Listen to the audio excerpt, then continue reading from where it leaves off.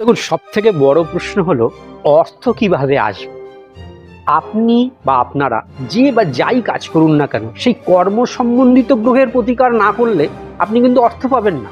তাই এই ভিডিওটি পুরোটা দেখতে হবে। যেমন ধরুন, চাকুরি বা কেরিয়ারে উন্নতির জন্য আপনাকে কিন্তু সর্বদা শনি গ্রহের প্রতিকার করতে হবে। আর যারা ব্যবসা করেন তাদেরকে অবশ্যই বুধ গ্রহের প্রতিকার করতে হবে।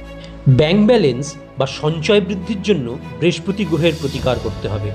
নগদ অর্থের জন্য বা খরচ বা ব্যয় কমানোর জন্য চন্দ্র গ্রহের সর্বদা প্রতিকার করতে হবে।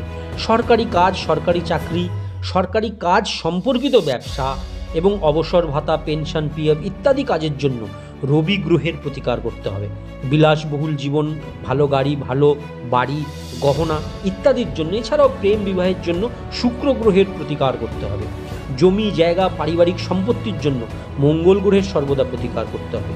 জুয়া, লটারি, শেয়ার বাজার, ফাটকা আয়ের জন্য রাহু গ্রহের সর্বদা প্রতিকার করুন। আর চিকিৎসা সম্বন্ধিত অপ্রত্যাশিত খরচ কমানোর জন্য, গুপ্তশত্রুতার হাত থেকে রক্ষা পেতে কেতু গ্রহের সর্বদা প্রতিকার করতে হবে।